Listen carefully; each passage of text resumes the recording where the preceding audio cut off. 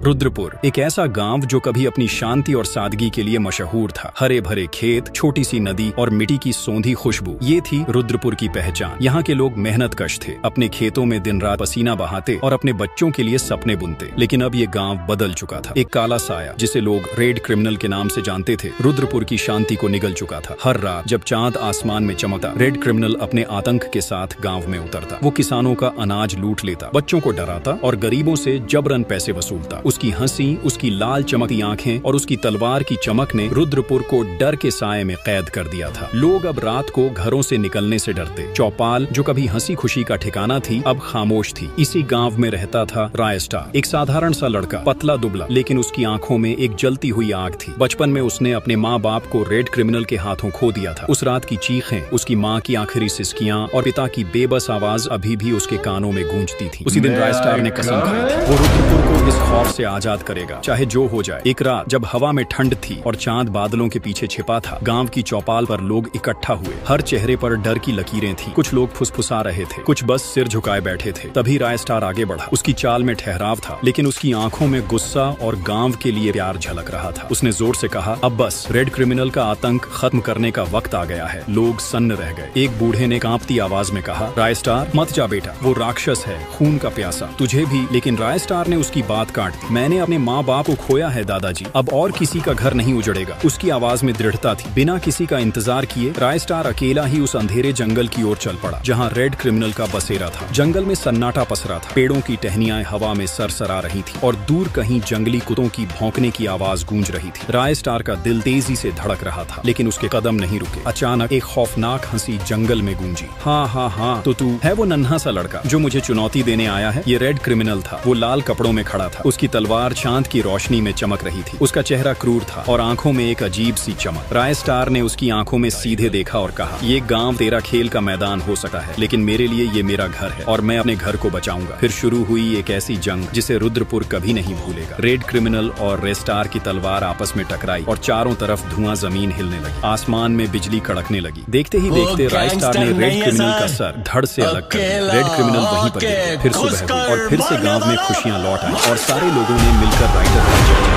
Bermuda की धरती पर एक ऐसा नाम गूंजता था जिसे सुनकर दुश्मनों की रूह कांप उठती थी। राय स्टार, वह एक ऐसा शेर था जो अकेला ही आतंकवादियों के गढ़ में घुसकर उन्हें नेस्तनाबूद कर देता था। बड़े बड़े माफिया उसके सामने सिर झुकाते, माफी की भीख मांगते। जब वह गलियों से गुजरता, लोग उसके नाम की जय जयकार करते, मानो कोई जीता जागता किंवदंती उनके बीच चल रहा हो। ऐसा वीर योद्धा न पहले कभी देखा गया, न शायद कभी देखा जाएगा। राय स्टार एक फौजी अफसर था जिसके लिए देश से बढ़कर कुछ नहीं था। वह अपने सैनिकों को हर दिन ऐसी कठिन ट्रेनिंग देता जैसे जंग का बिगुल कभी भी बज सकता हो। हर जवान को वह इस तरह तराशता मानो वे युद्ध के लिए जन्मे हों। लेकिन राय स्टार का दिल सिर्फ देश के लिए ही नहीं धड़कता था। उसका एक और संसार था, उसका बेटा वीर। वीर की माँ एक सड़क हादसे में बचपन में ही चल बसी थी। तब से राय स्टार ही उसका माँ बाप दोनों था। वह वीर को स्कूल छोड़ने जाता, उसके साथ खेलता, रात को उसे कहानियां सुनाता और उसी के पास सोता। दोनों की दुनिया एक दूसरे के इर्द गिर्द घूमती थी। एक दिन जब राय स्टार गहरी नींद में था और वीर बाहर खेल रहा था, एक काली कार धीमे से रुकी। उसमें से एक आदमी निकला जिसने वीर को एक लिफाफा थमाया और कहा, बेटा, ये चिट्ठी अपने पापा को दे देना। वीर ने मासूमियत से चिट्ठी पकड़ी और दौड़कर राय स्टार के पास ले गया। राय स्टार ने जैसे ही लिफाफा खोला, उसकी आंखों में चमक की जगह चिंता की लकीरें उभर आईं। चिट्ठी में लिखा था, बॉर्डर पर तुरंत पहुंचो, जंग शुरू होने वाली है। राय स्टार ने वीर को सीने से लगाया और धीमे से कहा, बेटा, पापा को जाना होगा, तुम अपना ख्याल रखना, समय पर स्कूल जाना, पढ़ाई करना, मैं जल्द लौटूंगा। वीर की आंखों में सवाल थे, पर राय स्टार के पास वक्त नहीं था। वह अपने बेटे को अकेला छोड़ देश की रक्षा के लिए निकल पड़ा। बॉर्डर पर पहुंचते ही राय स्टार का दिल दहल गया। चारों ओर उसके साथी जवानों की लाशें बिखरी थीं। खून से सनी जमीन और गोलियों की गूंज ने उसका गुस्सा 7वें आसमान पर पहुंचा दिया। उसने दांत पीसे और बोला, जिसने मेरे भाइयों का खून बहाया, उसका हिसाब आज यहीं होगा। उसने अपनी टुकड़ी को आखिरी बार तैयार किया। हर जवान के चेहरे पर वही जज्बा था जो राय स्टार के दिल में धधक रहा था। रात के अंधेरे में युद्ध शुरू हुआ। एक तरफ राय स्टार और उसकी छोटी सी फौज, दूसरी तरफ पाकिस्तान के खूंखार आतंकवादी। गोलियां बरस रही थी, बमों की गड़गड़ाहट से जमीन कांप रही थी। धुआं चारों ओर छाया हुआ था। राइस्टार ने शेर की तरह लड़ाई लड़ी। एक एक दुश्मन को उसने धूल चटाई, लेकिन इस भयंकर जंग में वह खुद भी बुरी तरह जख्मी हो गया। खून से लथपथ, दर्द से कराहता, फिर भी वह रुका नहीं। आखिरी सांस तक उसने हार नहीं मानी और आखिरकार हर आतंकवादी को ढेर कर दिया। लेकिन तभी राइस्टार का शरीर भी जमीन पर गिर पड़ा। उसके साथियों ने उसके पार्थिव शरीर को सम्मान के साथ वीर के घर पहुंचाया। जब वीर ने अपने पिता को तिरंगे में लिटा देखा, उसका छोटा सा दिल टूट गया। वह फूट फूट कर रोया, मानो उसकी दुनिया ही उजड़ गई हो। गांव वालों और सेना के जवानों ने मिलकर राइस्टार का अंतिम संस्कार किया। बरमुंडा ने उस दिन अपना सबसे बड़ा हीरो खो दिया, लेकिन राइस्टार की वीरता की गाथा हमेशा जिंदा रहेगी। अगर आपका दिल भी इस कहानी से देशभक्ति के जज्बे से भर गया है तो चैनल को सब्सक्राइब करना न भूलें और कमेंट में जय हिंद जरूर लिखें।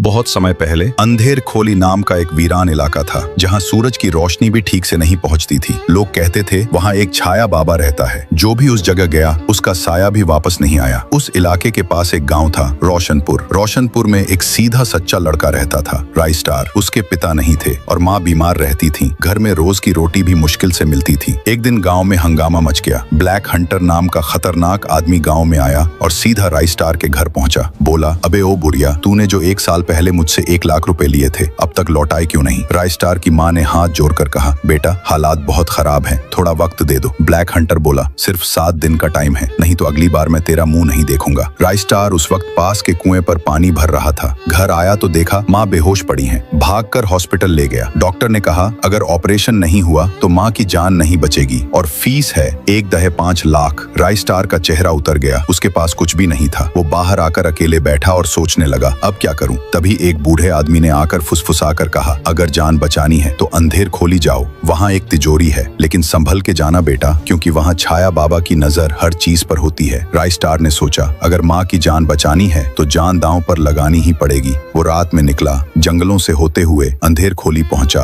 हर तरफ सन्नाटा, झाड़ियां हिल रही थीं, पेड़ खुद बातें कर रहे थे। अचानक उसे सामने दिखी एक पुरानी हवेली। हवेली के अंदर था एक लोहे का तिजोरी नुमा संदूक। जैसे ही राइस्टार ने उसे छुआ, चारों तरफ धुआं छा गया और सामने प्रकट हुआ छाया बाबा। छाया बाबा बोला, हर कोई आता है सिर्फ लेने, तू क्यों आया है? राइस्टार बोला, मेरी माँ की हालत बहुत खराब है, मैं उन्हें बचाना चाहता हूँ, बस थोड़े पैसे चाहिए, मैं कुछ नहीं ले जाऊंगा जो जरूरी नहीं। छाया बाबा कुछ देर चुप रहा, फिर बोला, ठीक है ले जा ये सोना, लेकिन याद रख तेरी माँ ठीक हो जाए उसके बाद उस रात तुझे वापस यहीं आना होगा। अगर नहीं आया तो मैं तेरे पास खुद आ जाऊंगा। राइस्टार पैसों से भरा संदूक लेकर निकल गया। माँ का इलाज हो गया, सब कुछ। लेकिन अब सवाल ये है, क्या राइस्टार वादा निभाएगा? क्या वो वापस अंधेर खोली जाएगा या फिर छाया बाबा खुद आएगा उसे लेने? जानने के लिए कमेंट करो पार्ट 2 और वीडियो को शेयर करना मत भूलना। कहानी की शुरुआत होती है एक गांव से जिसका नाम है शांतपुर। जैसा कि नाम से लगता है, यह गांव असल में अत्यंत सुंदर था, जिसके चारों ओर हरे भरे खेत और दूर तक फैली वादियां थीं। पर इस सौंदर्य को एक खौफनाक दहशत ने अपनी मुट्ठी में जकड़ा रखा था। यह दहशत थी एक आदमखोर टाइगर की। हर दिन सूर्य ढलते ही गांव के बीचों बीच एक विशाल डरावना टाइगर आकर बैठ जाता। वह पूरे गांव को अपनी खूंखार नजरों से घूरता और रात के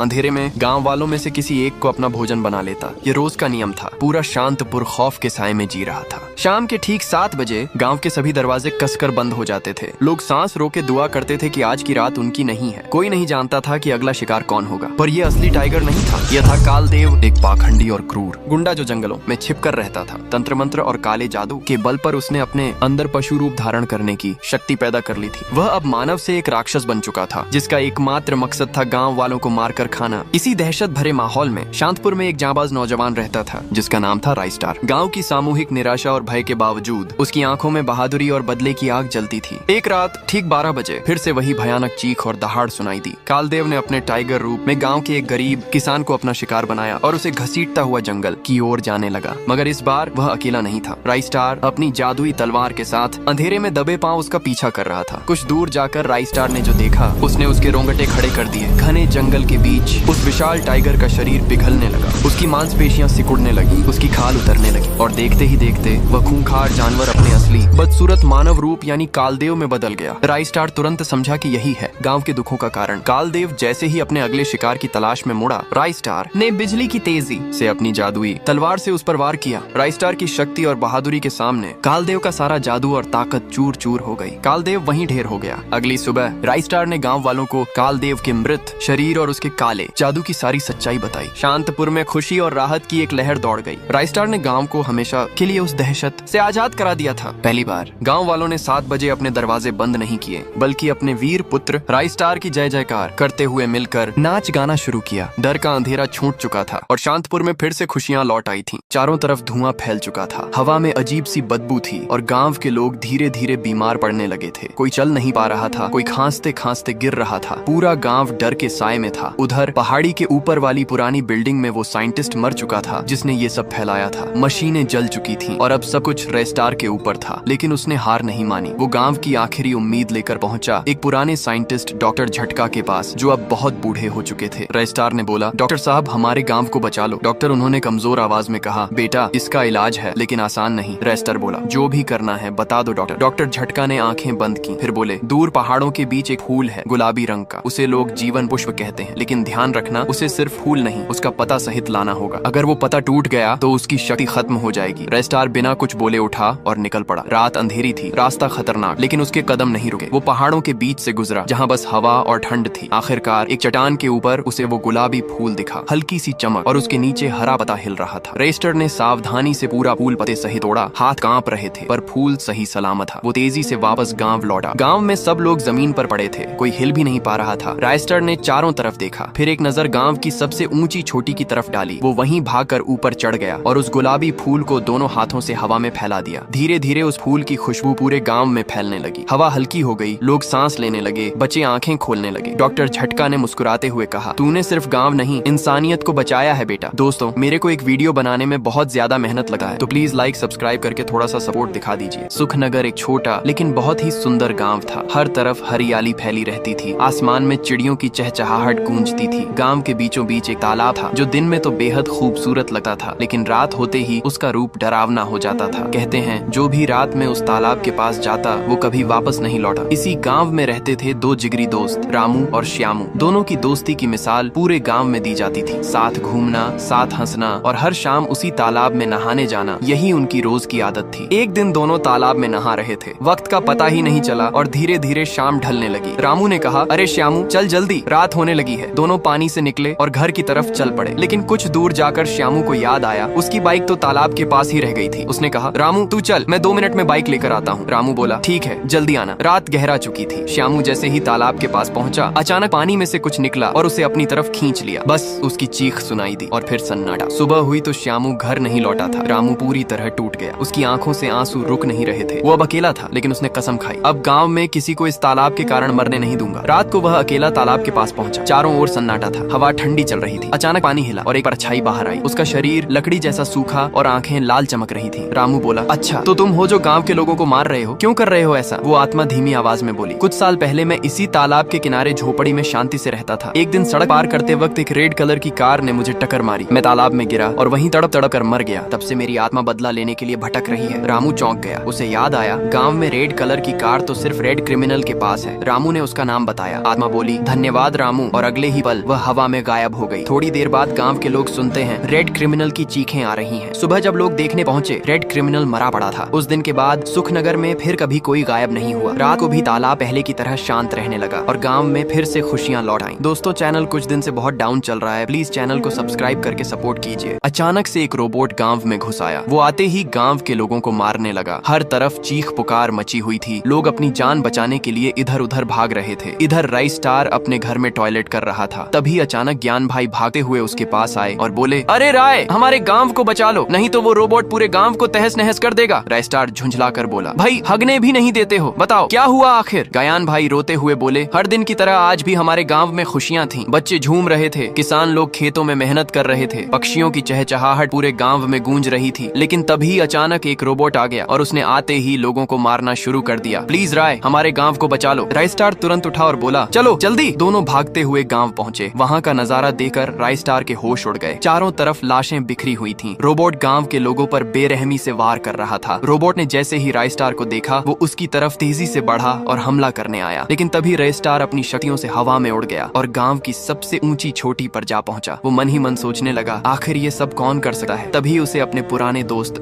डॉ झटका की याद आई। वो सीधा उसके लैब की तरफ गया। वहां पहुंचा तो देखा चारों तरफ तबाही मची हुई थी। दीवारें टूटी हुई और डॉ झटका जमीन पर बेहोश पड़े थे। राई स्टार ने उन्हें उठाया और बोला, डॉक्टर यहाँ क्या हुआ था? डॉ झटका ने धीमी आवाज में कहा, मैं एक एक्सपेरिमेंट कर रहा था, लेकिन अचानक एक जोरदार धमाका हुआ और वही रोबोट यहाँ आ गया। उसने मेरे पूरे लैब को तहस नहस कर दिया। रेस्टार बोला, डॉक्टर उसे रोकने का कोई उपाय है क्या? डॉक्टर ने कांपते हाथों से एक शीशी निकाली और बोला, इसे उस रोबोट पर फेंक दो, बस वो हमेशा के लिए गायब हो जाएगा। रेस्टार बिना वक्त गंवाए वापस गांव पहुंचा। वो देखता है अब भी रोबोट गांव के लोगों को मार रहा था। रेस्टार ने शीशी निकाली और जैसे ही रोबोट उसकी तरफ दौड़ा, उसने पूरा दम लगाकर वो शीशी उसके ऊपर फेंक दी। अचानक से एक तेज रोशनी फैली और कुछ ही सेकंड में रोबोट गायब हो गया। गांव में फिर से शांति लौट आई। लोग खुशी से झूमने लगे, बच्चे फिर से खेलते दिखे और सब एक साथ चिल्लाने लगे, रेस्टार की जय हो।